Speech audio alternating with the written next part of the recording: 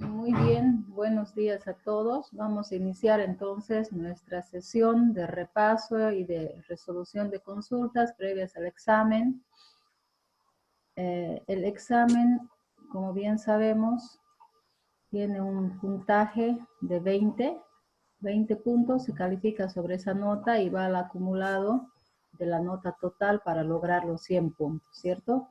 En esta ocasión el examen es de cuestionario con preguntas cerradas, todas son cerradas, les va a llevar muy poco tiempo resolverlo. Tenemos preguntas de selección simple, que es falso y verdadero.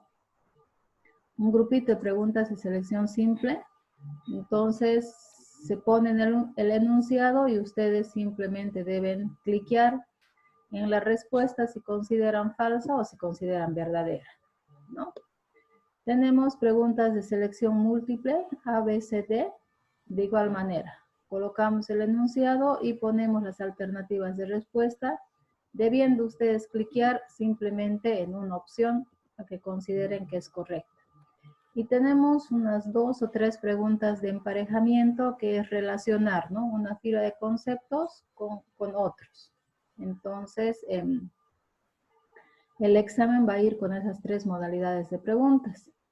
Tiene una duración desde que ustedes aperturen su examen de 30 minutos. Es más que suficiente. Son 20 preguntas, pero como les digo, todas cerradas. No van a escribir nada, solo cliquear. Entonces, es leer y cliquear, leer y cliquear, leer y cliquear. El examen está habilitado desde las 10:30 hasta las 12:30, pero del día de hoy, ¿no? Pero sabemos que cuando ustedes abran su examen, tienen 30 minutos en el momento que lo abran. Por ejemplo, si Daniela abre a las 11 su examen, de 11 a 11:30 está habilitado su examen, ¿no? Si Georgina abre 11:15, de 11:15 a 11:45 está habilitado su examen. El tiempo de habilitación del examen es de 30 minutos. Sin embargo, está abierto desde las 10:30 hasta las 12:30. ¿Está bien? ¿Tienen alguna pregunta respecto a la modalidad del examen? No, listen. ¿Está clarísimo? Si tendrían alguna dificultad con que se cuelga la plataforma, no envía las preguntas, etcétera, ya tienen ustedes el teléfono de la ingeniera Andrea Ortiz. Ella está al tanto de los exámenes que se toman, de las materias y demás, y está presta a colaborarles en lo que requieran. Entonces, bueno, anotarle de nuevo en un papelito ahí a disposición, que esté a la vista por si tienen alguna dificultad en cuanto al uso de la plataforma. Porque después el enunciado de las preguntas está súper claro, no tiene nada de misterio, ni de palabras rebuscadas, ni nada. Entonces está facilísimo de resolver. Podemos ir haciendo un repaso.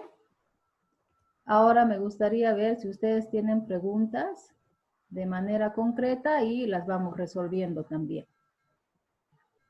Vamos a ir viendo. Así que, sí, adelante. Los 3 temas son los tipos de muestra. Sí, tenemos... Ciencia y tecnología, y el otro...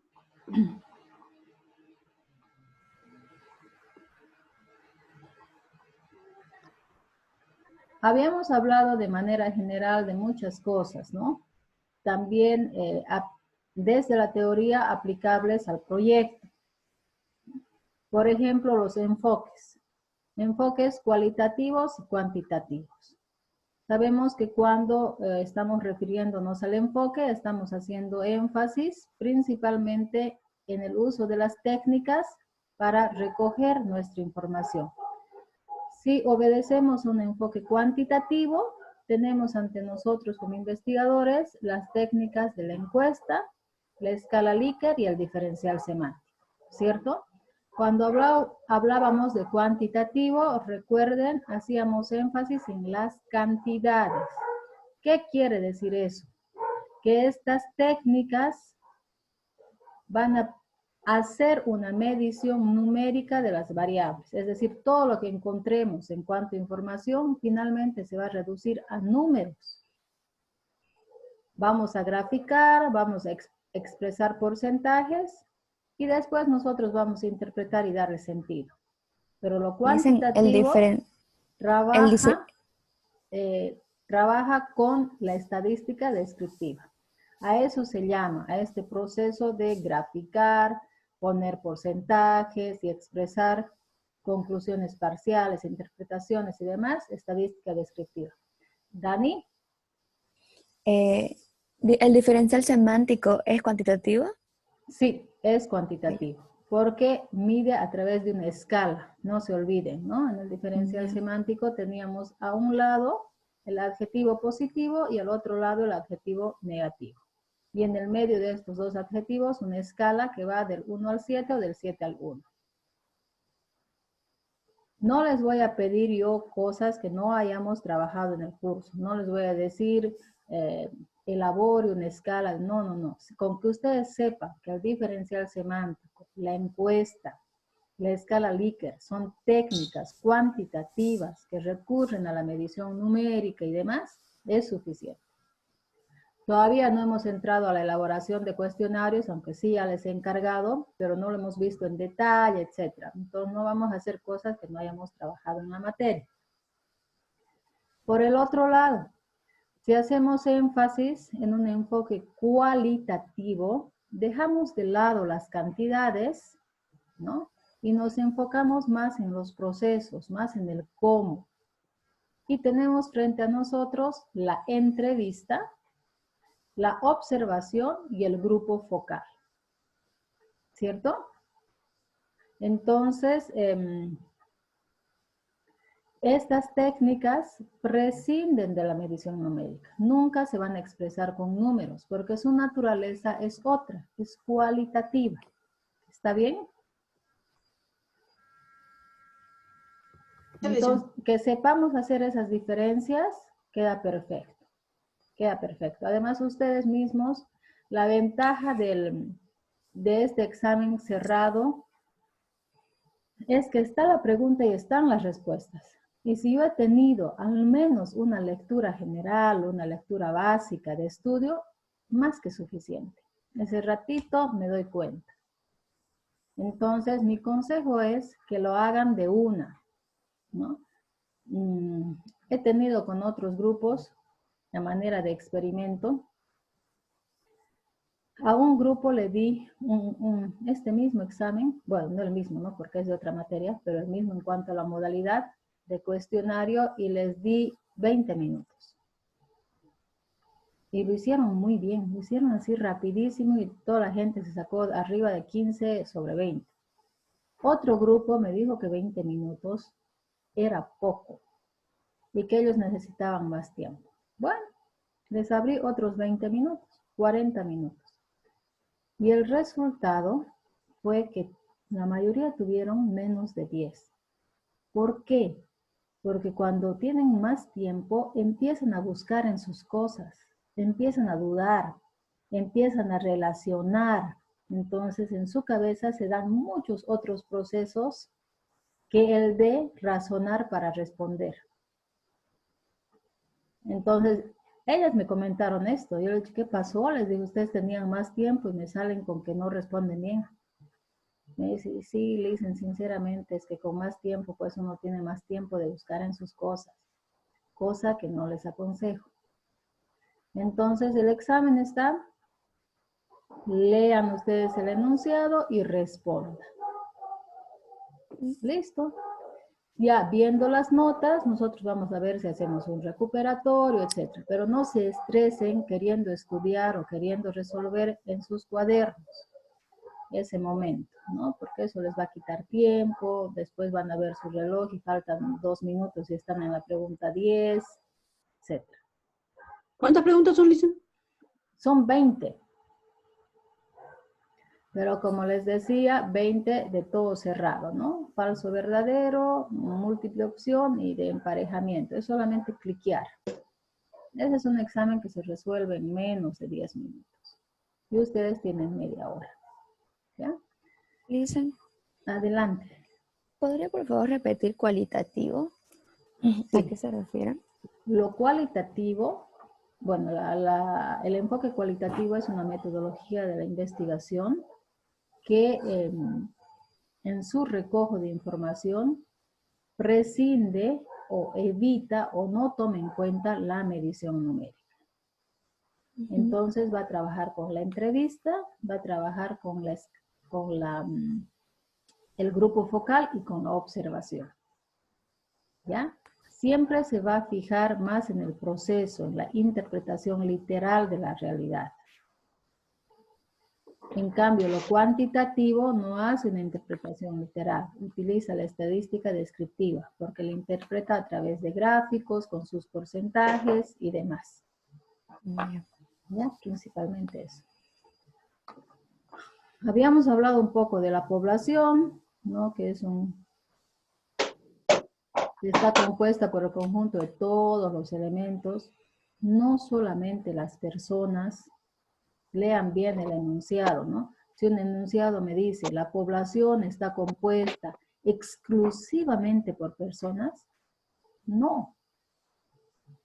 Si mi investigación no es con personas y es con documentos, contemplará documentos, sucesos, hechos, monumentos, eventos, etc. ¿No? Por eso decimos todos los elementos, personas, objetos, documentos, entre otros. ¿Ya?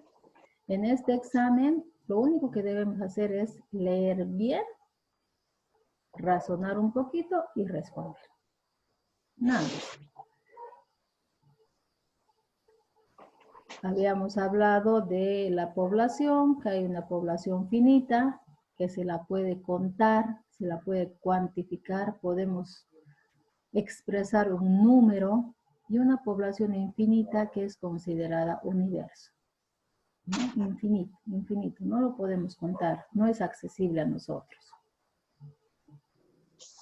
Cuando las poblaciones son grandes, extraemos una muestra y esta muestra se constituye en un subgrupo de la población. La muestra sale de la población. ¿Está bien? Y al salir de la población mantiene sus características, ¿no? En cantidad y en calidad. Y a eso decimos una muestra representativa. Entonces tenemos la población como el conjunto general, el conjunto grande de los sujetos de estudio de esa población. Tomamos una muestra, extraemos un pedacito y ese es un subgrupo conjunto de los sujetos a quienes efectivamente yo aplico mi cuestionario, mi instrumento, etc. ¿No? Tenemos así el gráfico de población y muestra. Algo que quieran repasar de esto, que ya lo habíamos hablado bastante. No les voy a pedir que apliquen fórmulas, ni saque la muestra para esto, no. Porque no es un examen de tipo práctico, ¿no? Simplemente es un examen más con énfasis en la revisión de la teoría.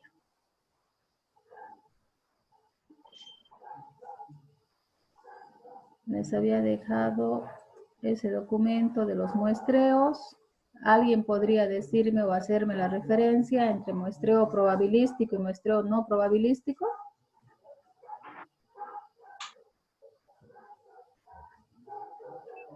Chicos. El muestreo probabilístico es medible y el no probabilístico no lo es. O sea, en números, el muestreo probabilístico usa la estadística y el no probabilístico no. Ya. No lo. El muestreo probabilístico. ¿Hola? Sí, adelante, adelante. El muestreo probabilístico no. Todos tienen la misma posibilidad de ser elegidos. Y el muestreo no probabilístico es a través de los criterios del investigador. Muy bien, esa es la principal diferencia. Entonces siempre vamos al término, ¿ya? Probabilístico, todos los componentes de una población tienen la misma probabilidad de ser elegidos. O sea, están presentes en igualdad de condiciones. Cualquiera puede ser tomado para venir a conformar la muestra. Todos tienen la misma probabilidad, ¿ya? El no probabilístico, como su nombre lo dice, no todos tienen esa probabilidad. Por eso que el investigador decide a criterio. Y vamos a ver algunos subtipos dentro de esos dos tipos, ¿no? Del probabilístico, en el que todos tienen la misma probabilidad, son tratados en igualdad de condiciones, cualquiera puede venir y formar parte de mi muestra, todo lo contrario en el no probabilístico. Entonces, no cualquiera puede conformar mi muestra, sino aquel que posea la característica que yo busco. ¿No? En el ejemplo que decíamos, si en la universidad están haciendo una investigación sobre los factores de motivación de los estudiantes, tocan nuestra puerta y nos dicen, necesito 5 estudiantes. Porque la única característica que buscamos es que sea estudiante. Cualquiera puede ir. Pero ese es el muestreo probabilístico. Todos los 30 estudiantes que están tienen la misma probabilidad de salir y conformar parte de la muestra de ese estudio. En el muestreo no probabilístico, tocan la puerta y nos dicen, necesito que me mande a sus estudiantes mujeres mayores de 40 años y que además tengan hijos. ¿Todos tienen la misma probabilidad? No. De pronto irá uno, irán 2, los que cumplan ese criterio. Ser mayor de 40 años, tener hijos y estar estudiando. Entonces, Licen, en el probabilístico es más simple. Claro. Porque se da más para el censo. En cambio, para una investigación más específica, dependiendo de la investigación, se va a elegir al público de un solo grupo. De eso. O sea, si voy a hacer una investigación sobre, qué sé yo, ¿por qué rinden más los estudiantes en una escuela básica? Tengo que elegir estudiantes que estén entre primero básico y quinto. No va a entrar toda la escuela. Voy a discriminar un grupo para obtener mi muestra. Exacto. De acuerdo al criterio que se busque investigar, ¿no? Todo vinculado a nuestros objetivos y al tema. El probabilístico es inclusivo y el no probabilístico es discriminatorio, vamos a decir. Pero discriminatorio en forma positiva, ¿no? Discriminatorio en el sentido de que se elige de acuerdo a la necesidad del investigador. Exactamente, ¿no? Y en ese ejemplo que yo les hacía siempre en clases, quiero hacer un estudio sobre el déficit de atención de los estudiantes. Entonces, si 8 personas tienen déficit de atención, esas 8 pasan a mi muestra y son seleccionados porque cumplen el criterio. Y no los 30 tienen la misma probabilidad, sino ese que claro, es un repetidor. Si es por déficit, se incluye a los que tienen déficit, no a los que también son óptimos. Claro, exactamente. Por eso todo siempre viendo al tema y los objetivos de nuestro proyecto, ¿no? Pero la diferencia básica es eso. Lo probabilístico, todos tienen la misma probabilidad. Lo no probabilístico, los sujetos son seleccionados a criterio. ¿Ya? No todos tienen la misma probabilidad. Dentro de los probabilísticos habíamos trabajado con el aleatorio simple, el estratificado, el sistemático y el conglomerado. ¿Alguien recuerda un poco de estos muestreos? Yo lo leí, Licen, pero es complicado, se lo juro. Ya, están dentro del muestreo No probabilístico y simplemente son formas de elegir nuestra muestra, ¿no? Si hacemos aleatorio simple, podemos hacerlo por diferentes cosas. a través de diferentes modos, simplemente llamar a la gente, tomar voluntarios, hacer una tómbola, hacer una rifa, hacer una lista, etc., ¿no? Entonces, la selección de la muestra se puede realizar a través de cualquier mecanismo.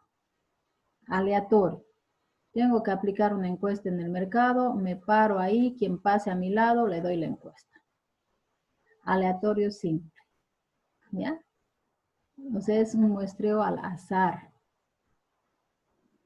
Cualquiera me sirve. En el estratificado ya se trabaja con grupos o estratos. ¿Está bien? Entonces yo ya separo mi muestra. Lo separo en subpoblaciones o estratos.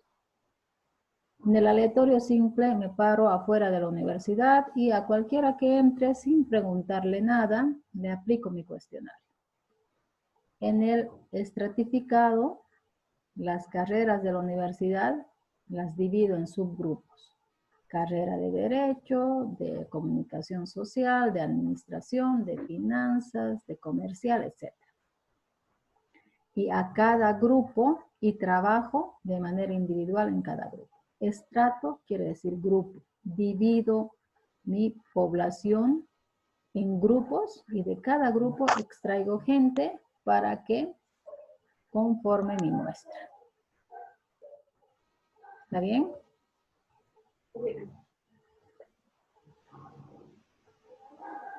No se preocupen por esto de las afijaciones. En este examen no preguntamos nada al respecto.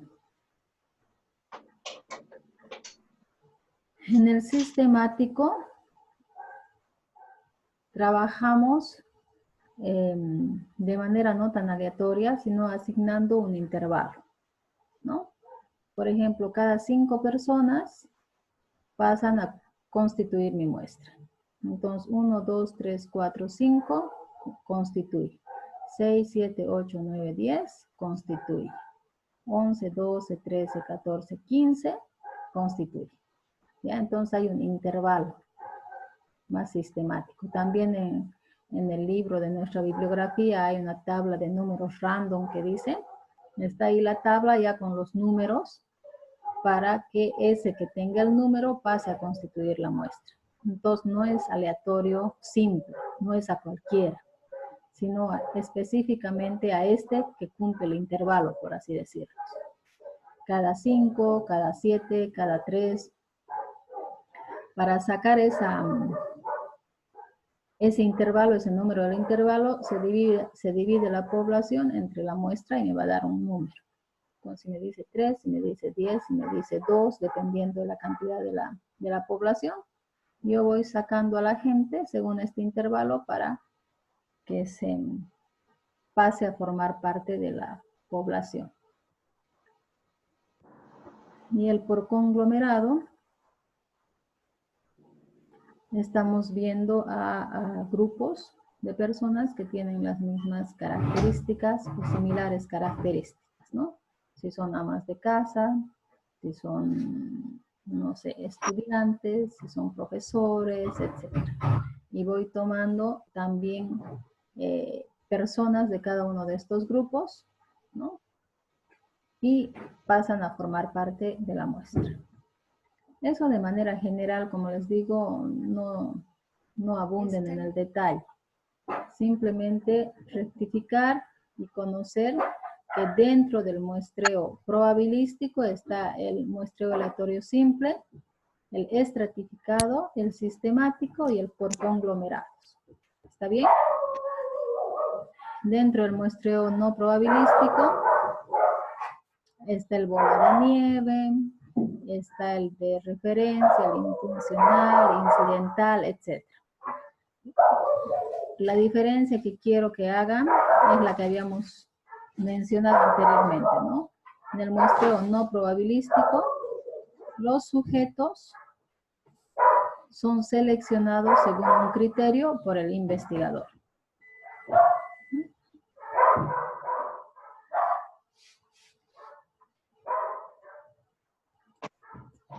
Teníamos un primer tema de paradigmas de producción del conocimiento. Solamente recordar, ¿no?, que el positivista, su postulado era la predicción, del realista la explicación, del hermenéutico la interpretación y del interaccionista la asociación. Entonces recordemos de este tema simplemente la premisa principal de cada uno de los paradigmas, ¿no? El positivista hacía mucho énfasis en lo científico desde las ciencias naturales, ¿cierto? Todo era cuantitativo. Y había dado lugar a esos tres conceptos, de científico a científico y no científico. El realista postulaba la explicación de los hechos, más allá de la predicción. ¿Cuáles eran sus causas? ¿No? Si en las noticias nos mostraban, no sé, accidentes vehiculares, ¿cuáles eran las causas? La explicación de los hechos, ¿no? El hermenéutico, la interpretación. Entonces ya entramos en un ámbito más subjetivo, ¿no? Por eso habla de un enfoque más cualitativo. Y la interaccionista, la asociación. Por ejemplo, este niño es educado por su madre de esta manera. Pero ¿por qué la madre lo educa de esa manera? Entonces asocia a lo que la mamá pueda ver en la televisión, a la educación de la mamá, etc. No entra a otros planos. Entonces recordemos el nombre de los paradigmas y su principal postulado. Nada más. Por favor, van a ir poniendo su presente en el chat.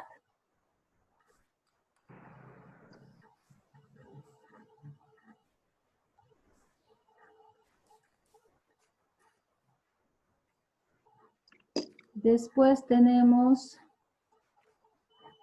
algo de la ciencia y la tecnología, algunas características de la ciencia que las habíamos repasado, ¿no? Que es fáctica porque parte de los hechos, analítica, especializada, etc.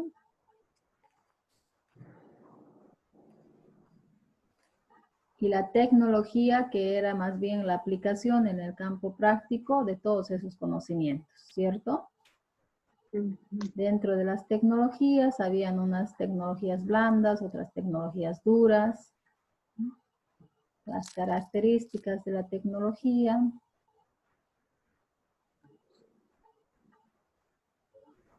No sé qué más desean repasar antes que se nos acabe el tiempito.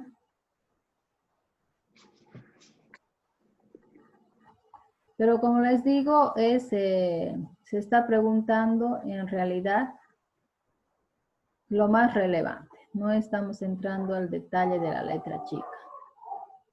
No tengan ningún temor, les va a ir muy bien.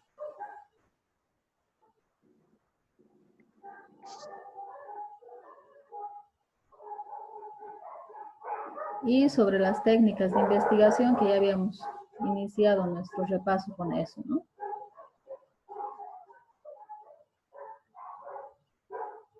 Las fuentes de información primarias, las fuentes de información secundarias, las primarias, como habíamos explicado en su momento, son recogidas por el mismo investigador, ¿no?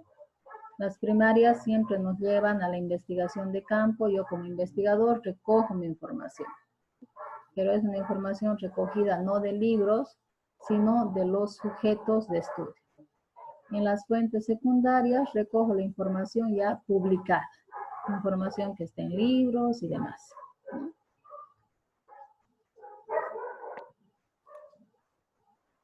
¿Alguna pregunta más, chicos?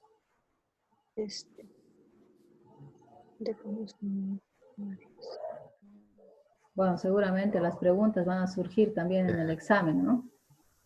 Las fuentes secundarias son de fuentes de libros, de internet, de que ya fueron investigadas, ¿cierto? Exacto, ya están publicadas Ya están publicadas las fuentes secundarias y tienen autoría de otras personas, no del investigador mismo, ¿no? En cambio, en las primarias, el investigador busca su información. Por ejemplo, al hacer ustedes su diseño de instrumentos, al hacer sus encuestas, al hacer sus entrevistas, ustedes mismos van a conseguir esa información. Entonces, esa información es considerada fuente primaria. Es recogida por la propia mano del investigador. ¿Ya? En las secundarias recogemos información también, pero no de mano propia, sino de mano de otros investigadores que ya han publicado sus hallazgos, que ya han publicado su información. Ok, gracias, Lison. Muy bien.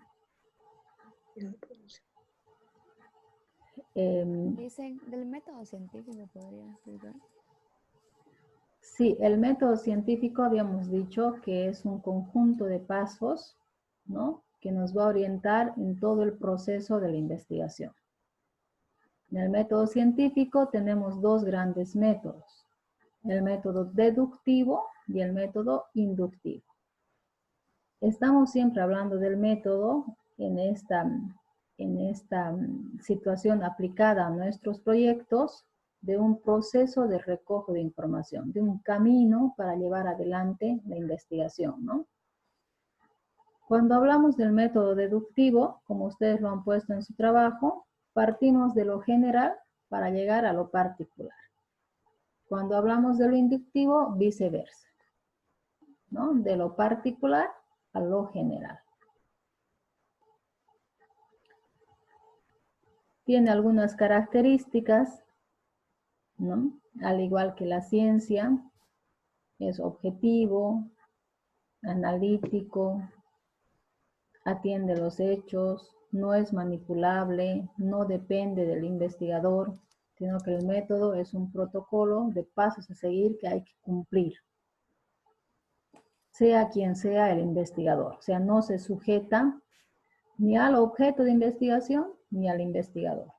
O sea, el protocolo se cumple. ¿Ya? La ciencia tiene esas tres grandes áreas como un trípode, como decíamos en la explicación. Por un lado está la investigación científica, el método científico y el conocimiento científico. Todos estos tres aspectos contribuyen a formar lo que es la ciencia. El conocimiento científico debe ser construido a través de una investigación, pero esta investigación solo es válida si se hace a través de un método. Entonces, esos tres, como les digo, forman lo que es la ciencia. Era conocimiento, método y ¿cuál? Investigación. Conocimiento científico, Ah, ya. investigación científica y método científico. Eso es como un trípode que tienen como resultado la ciencia. Ya.